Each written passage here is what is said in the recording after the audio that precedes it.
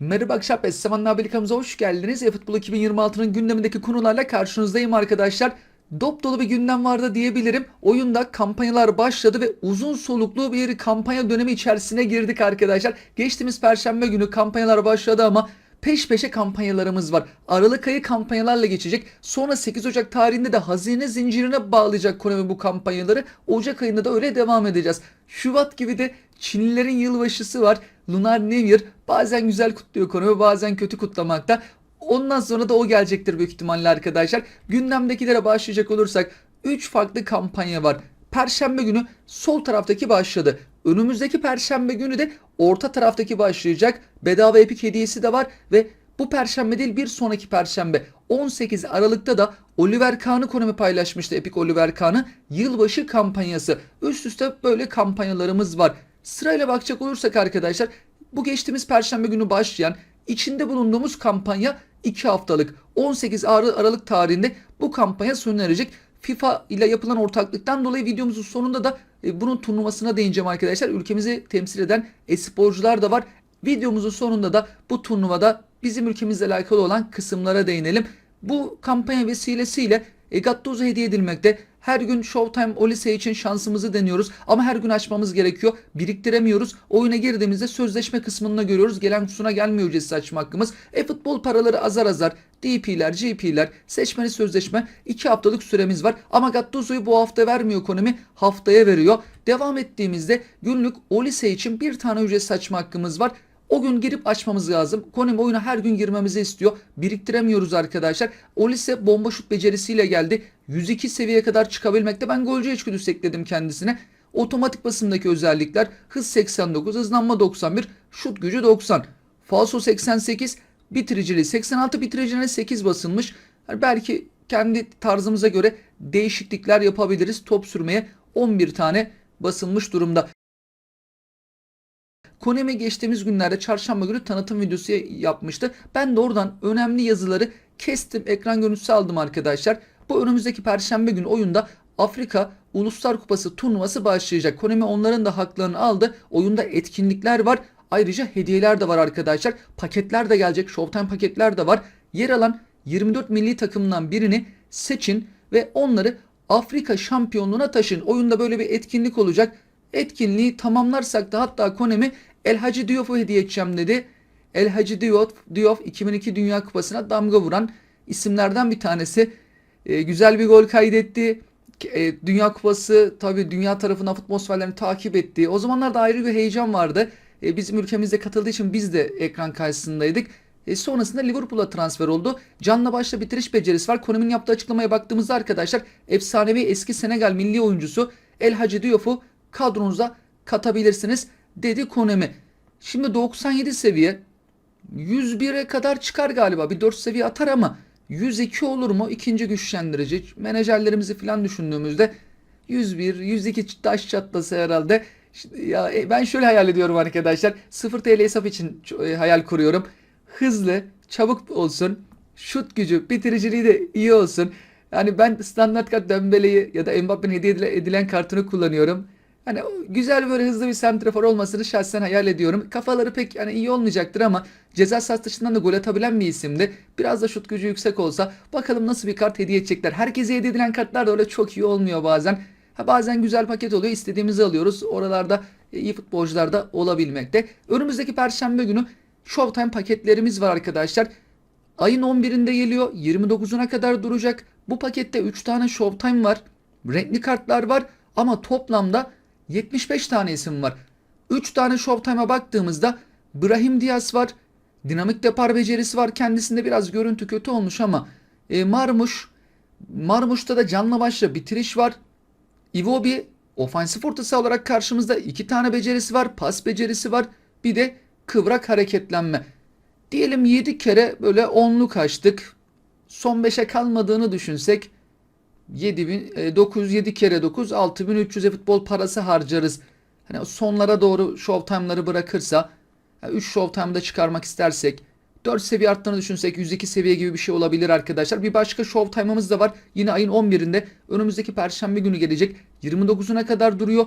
75 tane isim, 3 tane Showtime futbolcu, sol bek Ait Nuri var burada. Piki yapan orta becerisi var. Kıvrak hareketlenmesi var. Kolibali Showtime kartıyla karşımızda.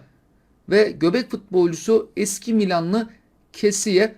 Burada sol alt tarafta da renkli kart olarak Nicholas Jackson'ı görüyoruz. O renkli kart olarak karşımızda. Bu paketler Perşembe günü gelecek ve Konami dedi ki arkadaşlar birer tane ücretsiz açma hakkı vereceğim. Tabi zor bir şey ama 75 oyuncu içerisinden bir tane en azından e-futbol parasını açmayı düşünmüyorsak bir tane Konami ücretsiz açma hakkı bunlardan hediye edecek arkadaşlar. Ayrıca Afrikalı oyuncuların yer aldığı bu paketten de bir tane seçim sözleşmesi dedi. Yani seçmeli sözleşme olacaktır. Türkçe çeviriden dolayı burada bir değişiklik olmuş ama Konami istediğimizi alma hakkı vereceğini videoda söylemişti. Muhammed Salah var. Sağ bek futbolcusu Hakimi, Galatasaray'dan Osimhen seviyeleriyle dikkat çeken isimler. Mane'nin seviyesi düşük. Nerede o eski Mane kartları? Sol açık 93 seviyeli kart ile karşımızda. Tabii kadromuza da bu isimler 3-4 seviye artacaklar. Burada ilk 3 isim biraz dikkat çekmekte. Mahrez'de 4. sırada. Bu iki kampanyanın peşine Konami 18 Aralık'ta yılbaşı kampanyasını açıkladı. Oliver Kahn'ı bizlerle paylaştılar arkadaşlar. Epic Oliver Kahn. Bu oyunu yakın zamanda oynayan arkadaşlarımız için tabi Epic kaleci ama yaz aylarında daha eskiden itibaren oynayan arkadaşlarımızda Oliver Kahn'ın kartı olabilir. Çünkü yaz aylarında Oliver Kahn'ın yine yüksek seviyeli bir kartı hediye paketi içerisindeydi. Alabiliyorduk. İstediğimiz oyuncuyu alabildiğimiz paketteydi. Belki oradan alan arkadaşlarımız da çokça fazladır. Bu kampanyanın detaylarına bakacak olursak Konami şöyle açıklamalar yapmıştı. Bu kampanya sırasında özel etkinlikleri tamamlayın ve bir destansı seçmeli sözleşme kazanın. İstediğimizi alma seçmeli sözleşmesi. Ardından bu sözleşmeyi Oliver Kahn gibi bir oyuncuyu seçmek için kullanabilirsiniz diyor. Şimdi burada merak ettiğimiz nokta arkadaşlar, Oliver Kahn gibi bir oyuncuyu seçmek için kullanabilirsiniz diyor ama Oliver Kahn'dan başka epikler var mı? Hani yine yüksek seviyeli isimler olsa, sadece Oliver Kahn olmasa, çünkü yaz aylarında verildi. Elinde olan arkadaşlarımız vardır. Epik paketten çıkaran arkadaşlarımız vardır. O yüzden o arkadaşlarımızı hiç heyecanlandırmıyordur bu kart. Ama bununla alakalı Türkçe çeviriden dolayı da belki farklı çevrilmiş olabilir ama ilerleyen günlerde bir haber, bir gelişme olursa sizlerle paylaşırım arkadaşlar. Yoksa sadece Oliver Kahn olursa elinde olan arkadaşlarımız için talihsizlik olmuş olacak. Tabii Oliver Kahn'ın bir de kendine az farklı bir becerisi var. Aslan gibi kaleci olarak bilinen bu yetenek takımınızdaki savunmacıların fizikselliğini arttırıyor. Ama bunun da bir şartı var. İkinci yarıda takımımız önde ise savunma futbolcularının fizikselliğini arttırıyor. Bu özel beceri. Takımımız geride, ikinci yarıda bu beceri ya da beraberlik durumunda devreye girmemekte arkadaşlar. Bir de bu etkinlik gelecek. Yolda ayrıca birçok diğer etkinlik ve özel oyuncu listesi de olacak diyor Konami. Renkli kart oyuncu hediyeleri de olabilir arkadaşlar. Etkinliği tamamladıkça, ilerledikçe de hediyeler kazanacağız. 18 Aralık tarihinde gelecek bu etkinliğimiz. Futbol parası falan olsa keşke. Renkli kart oyuncu ya da bakalım ne tür hediyeleri var arkadaşlar. Ama şimdilik detay vermediler. Sadece bu etkinliği oynayarak da hediyeler kazanabileceğimizi söylediler. Genelde öğeler, seçmeli sözleşme, pozisyon antrenörü, böyle şeyleri de bu tarz etkinliklere Konami koymakta. Az biraz da futbol parası bazen ekleyebiliyorlar. Oyuna yeni epiklerimiz eklendi. Konami'nin resmen açıkladıkları var. Bir de oyunun sunucularından böyle çekilen isimler var arkadaşlar. Konami dedi ki Aralık ayından itibaren hızlı bir şekilde bu isimler piyasaya sürülecek. Real Madrid'den sağ kanat kartıyla McManaman'ın onun seviyesi yüksek. Kadromuzda da yükselecek. İkinci güçlendirisini de eklediğimizde yüksek seviyelere çıkacak. Ama kendilerine az o becerileri paylaşmadı. O şey var, defansif orta saha. Koku var, defansif orta saha. Burada en düşük seviyeli isim ise Inter takımından stoper futbolcusu Ricardo Ferri. Perşembe günkü güncelleme ile birlikte oyunun veri tabanından çekilen isimlere de baktığımızda farklı birkaç tane daha isim var. Bir de daha önceden eklenen isimler de var. Onlar da hala birçoğu gelmedi. McManaman, Nesta, Batistuta, O'Shea, Seaman, Koku, Ferri. Bu son güncelleme ile birlikte oyunun veri tabanına eklenen epik kartlarda bunlar arkadaşlar. Bir de Konami dedi ki bu sezonun son aşamalarına yaklaşırken Brezilya Ligi için özel oyuncu listesi planlıyoruz açıklaması yaptılar. Bu sezon dedikleri için sezonda Ocak ayının böyle ortalarına doğru bitiyor. Aralık ayının ilk haftası başladığı için önümüzde bir aylık süre var. Aralık ayının aralığın sonunda da getirebilirler. Ocağın ilk haftasında da Brezilya Ligi ile alakalı bir paket getirebilirler arkadaşlar. Brezilya'da şimdi şampiyon belli oldu, lig bitti. Belki böyle bir MVP paket mi getirecekler acaba arkadaşlar? Brezilya Ligi ile alakalı. Brezilyalı efsaneler falan demiyor Konami. Brezilya Ligi ile alakalı bir özel paket gelecek. Belki Daha önce İngiltere MVP paketi olmuştu ya, o tarz bir MVP paket ya da oylarla belki farklı bir planlamalarım var. Oy olsaydı ama söylerlerdi, ama Brezilyalarla alakalı da, Brezilya Ligi'nde oynayan oyuncularla alakalı da bir planları var. Belki bir Showtime paket olabilir. Süper Lig Showtime'ı gibi. İlerleyen günlerde bunlarla alakalı açıklamalar da gelebilir arkadaşlar. En çok beklenenlerden bir tanesi de hazine zinciriydi ve Konami haftalar öncesinde açıklamıştı. En çok beklenenlerden bir tanesi de hazine zinciriydi ve geçen haftalarda Konami 8 Ocak'ta geleceğini paylaşmıştı bizlerle ve bununla alakalı şöyle bir açıklama yaptılar arkadaşlar. Özel hazine zincirleri rastgele dağıtılacak. Bu hazine zinciri sayesinde bayağı bir epik paketten açma hakkı elde etmiştik.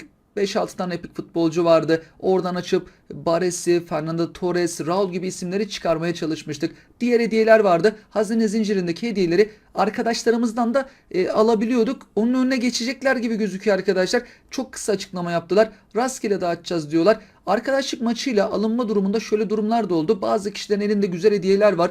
Paylaşacaklar ya. Para isteme durumları bile olmuş. Yani para verirseniz ben hediyemi veririm gibi. Bu da sosyal medyada çok da paylaşıldı. Ekonominin de tabii böyle şeyler hoşuna gitmeyecektir. Onların da önüne geçmek isteyebilirler. Bol bol maç oynamamızı da isteyebilirler. Bununla alakalı da farklı bir bilgi, bir gelişme olursa yine sizlerle paylaşmaya çalışırım arkadaşlar. Bir de Konami Instagram'ından paylaşım yaptı.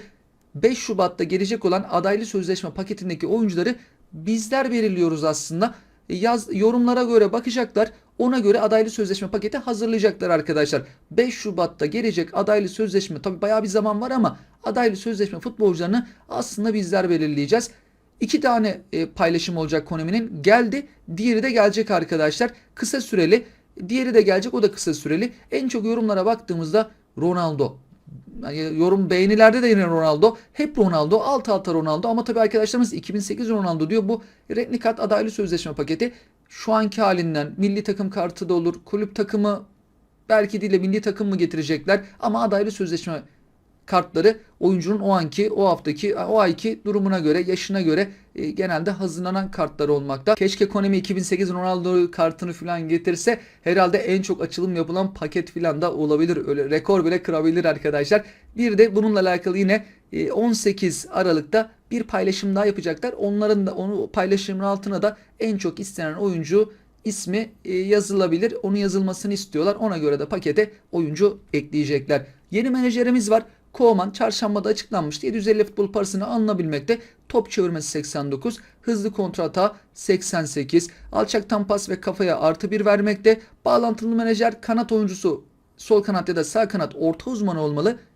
Santraforumuzda kurnaz ise bağlantı sağlayabiliyoruz. Kampanya merkezinden 2 haftalık arkadaşlar bu kampanya merkezindeki hediyeler. Şu an Perşembe başlayan kampanya. Hediyeler kazanıyoruz ama hepsini bir haftada vermiyor Konami. Örneğin Gattuso 160 para birimiyle alınabiliyor ama biz bu hafta en fazla 150 kazanabiliyoruz. Önümüzdeki haftayı bekleyeceğiz.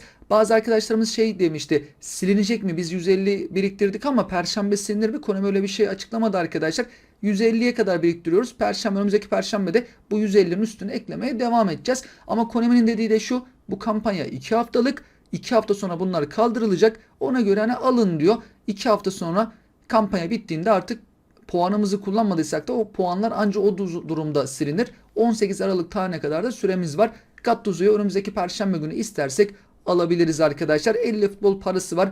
Öğeler bulunmakta. Güçlendiricilerle alakalı da Konami değişiklik yaptı. Biz oyuncuya güçlendirici denediğimizde çok alakasız şeyler de gelebiliyordu. Yeni güçlendiriciler eklediler. Bir de bir oyuncuya güçlendirici denediğimizde o tüm güçlendiriciler içerisinden rastgele gelmeyecek denk. Konami oyuncunun oynadığı pozisyona göre 14-15 güçlendirici arasından rastgele vereceğim diyor. Kaleciler için ise şöyle bir durum var.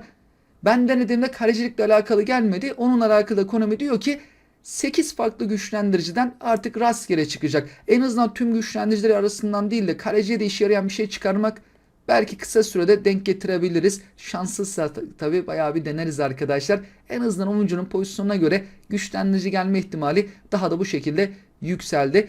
Klasmanlar güncellendi.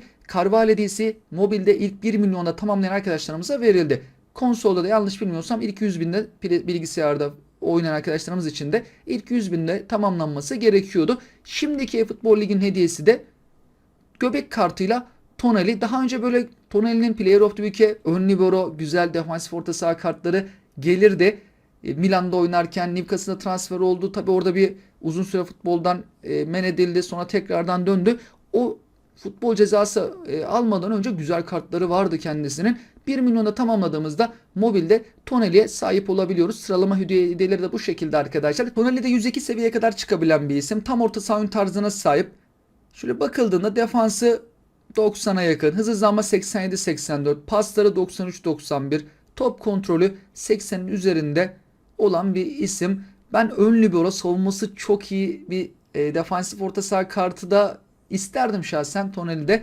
Tam orta saha Tonali bu şekilde 1 milyonda sıralama yapan arkadaşlarımıza mobilde klasman bittiğinde sıralamamıza bakacak konu ve o şekilde hediye edecek. Adaylı sözleşme oyuncuları da biraz düşük seviyeli oldu.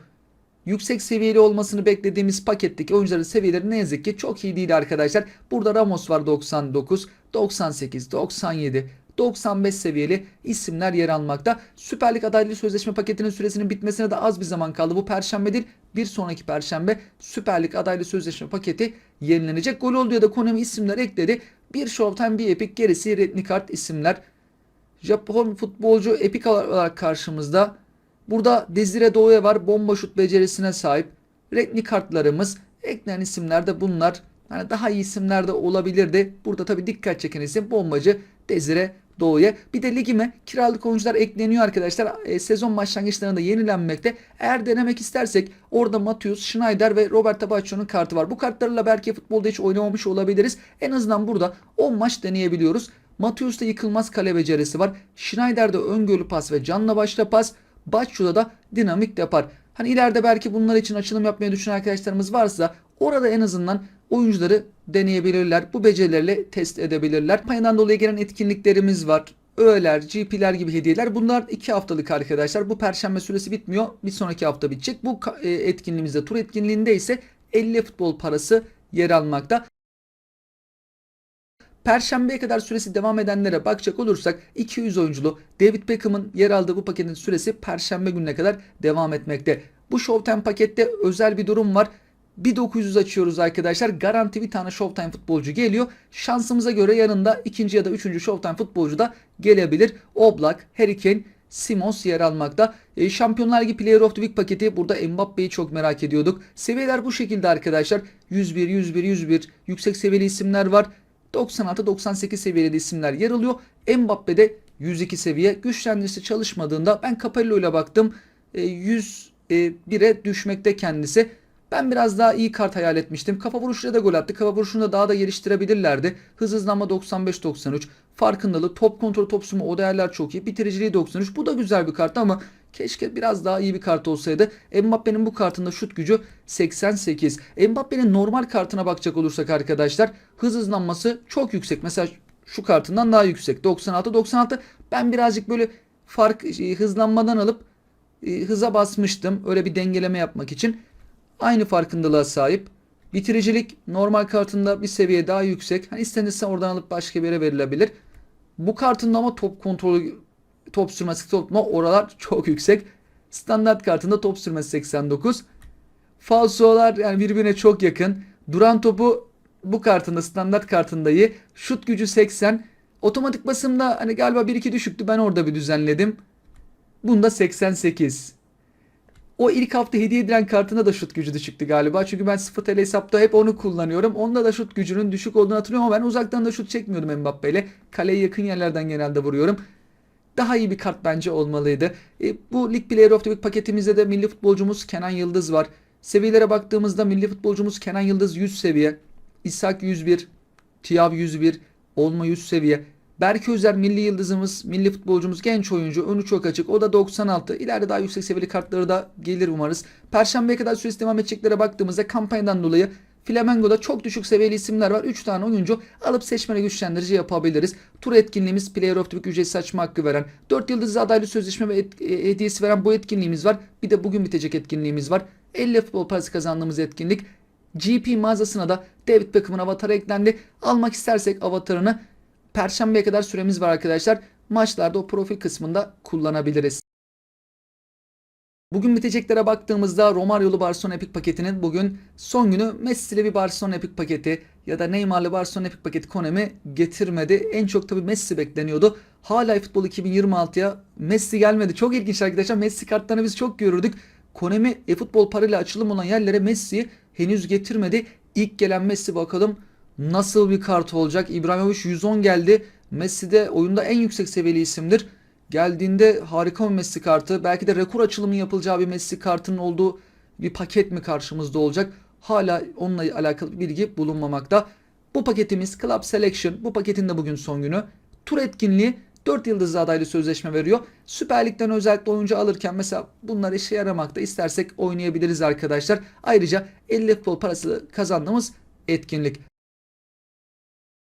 Yarın geleceklere baktığımızda pazartesi etkinliklerimiz, 50 futbol parası kazandığımız etkinlik, adaylı sözleşme, 5 yıldızlı adaylı sözleşme gelmesi gerekiyor arkadaşlar. Çünkü Konami bir hafta 4, bir hafta 5 getiriyor. Yarın 5 yıldızlının sırası. Epic paketimiz var. Epic pakette de Neymar'ın milli takım kartı, Maldini sol bek kartıyla karşımızda ve Raul, bombacı Raul geliyor arkadaşlar. Bunların detaylı bir şekilde özelliklerine bakacak olursak Neymar'da dinamik depar var, kıvrak hareketlenme var.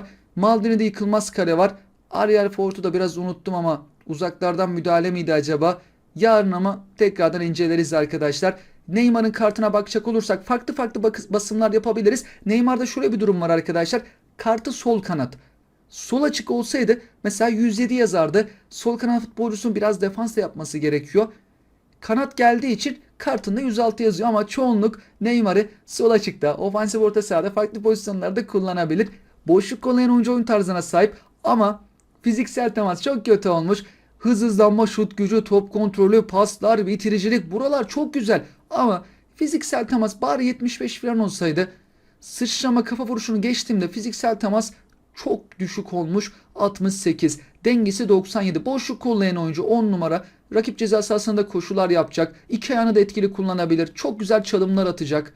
Farklı şekilde bakacak olursak arkadaşlar, mesela sol açık olarak gelseydi 107 yazardı kartında. Ben de sol açığa göre fullemesini söyledim uygulamamıza, EFUP uygulamasına.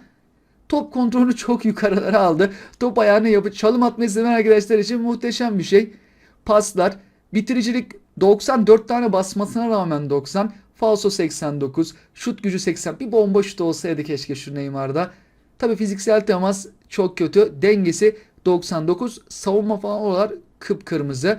Neymar'ı bu sefer de ben dedim ki arkadaşlar ya fiziksel temasını bir arttıralım.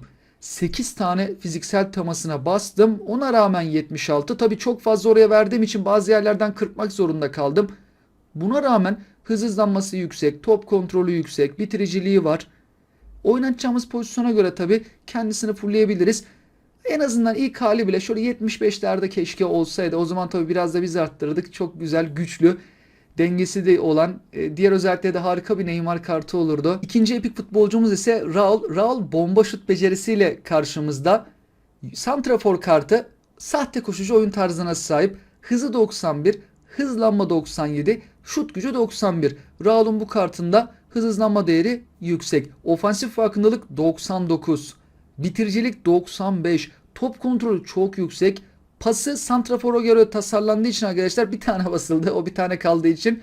Ama ona rağmen de iyi. Verkaçlarda da iyi olacak. Falso 91. Şimdi bomba şut atacak kendisi. Bitiricilik çok iyi. Şut gücü var. Falso var. Bombaları da oldukça etkili olacak. Fiziksel teması da 80'in sınırında 4 tane basıldı. Raul'u mesela Konami GF olarak getirseydi aslında kartında 108 yazardı. Santrafor geldi ama GF'ye özellikleri daha uygun. 108'lik GF özelliği de bu şekilde. Top kontrolü, farkındalığı, hızlanma, şut gücü, bitirici 90'ın üzerinde. Falso'da 88. Raul'un eski kartına bakacak olursak arkadaşlar, bende 0 TL hesapta olan bedavaya çıkardığımız kart. Bu kartı 104'e kadar çıkmakta ama ofansif orta saha olarak geldi.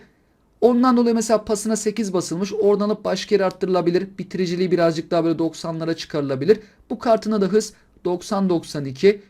Top kontrolü yüksek. Farkındalığı yüksek ama falso çok kötüydü.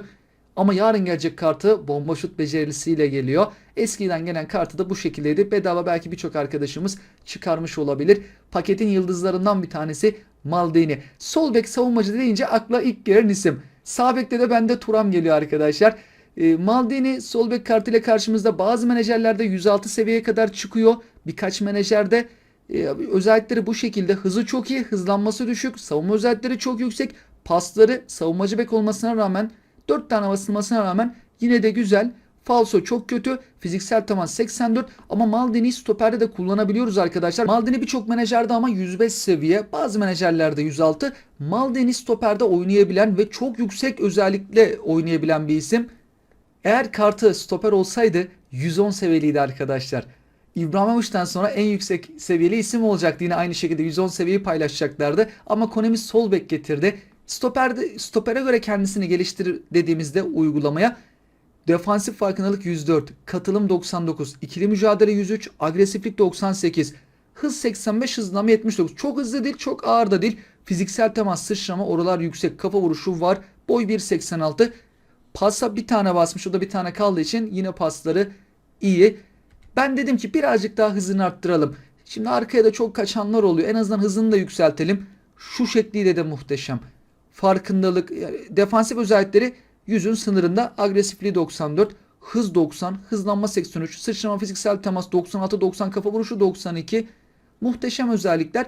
Oyun tarzı savunmacı bek. Savunmacı bek stoperde kullanıyorsak o anlamda çok güzel bir kart kendisi. İnşallah açılım yapacak arkadaşlarımız erkenden çıkarırlar. Bir de bu perşembe günü Süper Lig Showtime paketinin aslında gelmesi gerek arkadaşlar. Çünkü geçen ay sezon başladı, bir hafta sonra Konami getirmişti. Yani aslında bu hafta gelebilir ama geçen ay gelen birçok isim yine pakette olacak. 4 tane Showtime Redmi kart.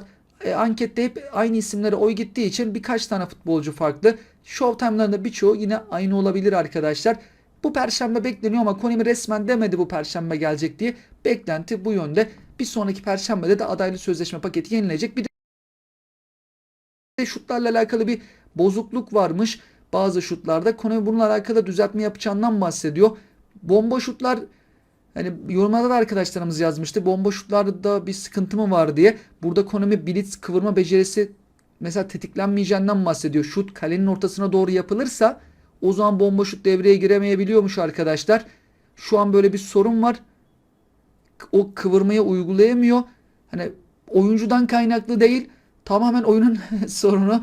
Kone bunu düzeltecekmiş. Şutu ortaya doğru değil, o kenarlara, köşelere doğru yapmamız gerekiyor. Şu an ondan dolayı bomba şut belki çıkarmışızdır. Olise'yi çıkarmışızdır. Desire Douay'ı çıkarmışızdır. Ya bu kötü bomba şut vuruyor diyorsak Konami bunu düzeltsin. Şutları gelişebilir arkadaşlar. Ortaya vurduğumuzdan dolayı da olabilir. Ben denemiştim. Desire Douay'ı yetiştirebilsem bugün videoyu paylaşacağım. Diyorum bu adam niye bu kadar kötü vuruyor? Büyük ihtimalle ben de ortaları çizmiş olabilirim arkadaşlar. Ben de maçtan sonra bu bilgiyi kontrol ettim. Geçtiğimiz günlerde Konami yayınlamıştı. Türkçe'ye çevirince şimdi fark ettim. Şutlarda sıkıntı biraz oyundan kaynaklı. Konami bunu düzelsin. Bakalım bombacı oyuncular. Özellikle de şimdi Olise'yi. Ama ben Olise'yle sahip bir arkadaşa karşı oynadım arkadaşlar. 2 tane çok güzel gol attı bana. Çaprazdan çok güzel falso vurdu. Köşeye vurdu. Çok güzel goller attı. Ben hiç deneyemedim hala Olise'yi. Momentum da bazen devreye giriyor. O zaman oyuncu çok daha iyi şutlar çekebiliyor ama inşallah hepimiz çıkarız Olise'yi de. Son olarak arkadaşlar bu hafta oyun içerisinde bir turnuva var. Dünya Kupası turnuvası. Bizim ülkemizde temsil edecek e-sporcularımız var. Kendilerine de başarılar diliyoruz. İnşallah şampiyon da olurlar. Olmasalar da buraya katıldılar. Güzel bir ülkemizi temsil edecekler. Tebrik ediyorum ben şahsen kendilerini. Destekleyeceğiz de inşallah. 10 Aralık tarihinde başlıyor arkadaşlar maçlar. Şu an mesela ben tıklayayım. Daha şu an yayına olduğu için arkadaşlar zaman izleyemiyoruz. Konami şimdiden bunları canlı yayın şeklinde yapmıyorlar genelde. Önceden yapılıyor. Ön izleme şeklinde yayınlıyorlar. Gün gün burada 10'unda, 11'inde, 12'sinde maçlar var arkadaşlar. Bizim ülkemiz konsol kategorisinde A grubundayız. Mobilde ise B grubundayız. Konsolda rakiplerimiz Suudi Arabistan, İtalya, Brezilya, Şili, Tayland. Mobilde ise Japonya, Fas, Hindistan, Kolombiya, Yunanistan. Japonlar iyi oynuyor. Hindistan, Endonezya bölgesi de aslında iyi oynuyor. Oralardan da sağlam oyuncular çıkabilir arkadaşlar. Arkadaşlarımıza da baktığımız zaman bir de böyle sayfa yapıldı. FIFA'nın resmi web sitesi. Ülkemizi temsil eden arkadaşlarımız Mehmet Varlı, Arda Yıldız, Mücahit Sevimli, Yusa, Emre Öztürk. En tecrübeli arkadaşımız burada Emre Öztürk. Cafer Arslan, Tolga Atalay son arkadaşımız. Hepsine canı gönülden başarılar. Burada eşleşmeler var arkadaşlar. Şöyle sola doğru alayım. Mesela Suudi Arabistan, Türkiye 10 Aralık saat 11'de.